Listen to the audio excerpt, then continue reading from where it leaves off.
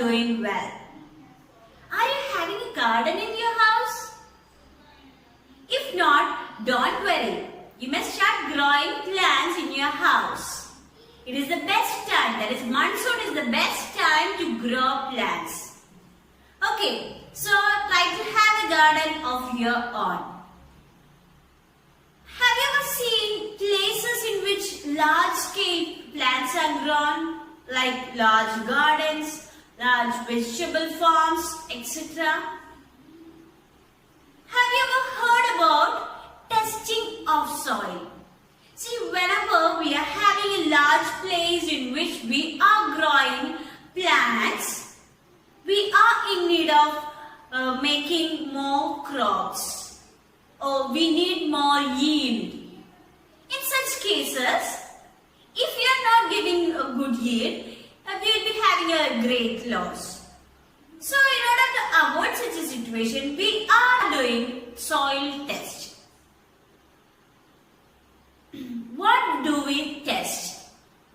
See, normally you know the plants are in need of water, air and soil along with sunlight. Its soil is providing nutrients to the plants. Soil provides nutrients to the plants and it needs different nutrients. Different salts may be there in the soil which provide different nutrients. And we need to know whether the soil is having enough nutrients. So we used to test the soil. So when we are testing the soil, we get a knowledge about how different substances are present in the soil. Not only that, we come to know about the acidity and basicity of the soil. How does this acidity and basicity affect the soil? If the soil is too much acidic or too much basic, the plant cannot grow in the soil. So the soil acidity should be near to neutral. It may be little acidic or basic, but too much acidity and basicity may affect the growth of plant. Okay. So if the soil is more acidic, what we can do? If the soil is more acidic, what we have to do is, we have to add certain basic substances to it. Why do we add basic substances? Basic substances neutralize the effect of the excess acid. Which are the basic substances that we use? The basic substances normally we use are slaked lime and quicklime. Quicklime is calcium oxide and slaked lime is calcium hydroxide. So, calcium oxide, that is quicklime, or calcium hydroxide, that is slaked lime, are the basic substances that we use to neutralize the soil. The soil acidity is neutralized, that is acidic soil or acidic substances present in the soil is reacting with the bases added to it and forms salt and water so that the excess acid get neutralized. So, it will be comfortable for the plants to grow. Okay, even if the soil is too much basic, if the soil is too much basic, what we have to do?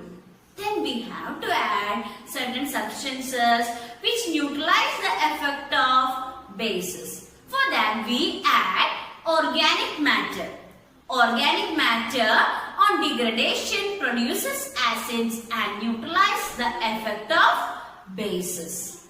Normally the acidity of the soil is increasing whenever we are adding more organic matter to it. See, adding more fertilizers or the use of more chemical fertilizers normally increase the acidity of the soil. So such condition won't be comfortable for the plants to grow. So in order to avoid such situation, we have to test the soil and neutralize the soil whenever it is needed. Okay, I think it's clear to you. So we have covered all the portions regarding the neutralization or the applications of neutralization. And there's a small topic that we have to discuss in this chapter. That is acid rain. You all know in our atmosphere there are different gases including carbon dioxide. And there is water cycle which help us to maintain the amount of water on earth. So whenever water falls as rain, some of the gases get dissolved in this water, including carbon dioxide. When carbon dioxide is dissolved in water, a new substance is formed, and that substance is carbonic acid. So carbon dioxide dissolves in water to form carbonic acid. Of course, there is carbon dioxide in that air always. So normal rainwater is slightly acidic. That is, the acid, carbonic acid, is a weak acid, so it won't be more acidic, it will be slightly acidic.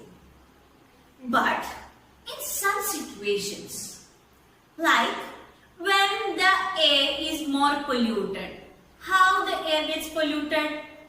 See, because of the gases coming out from different factories and even from vehicles.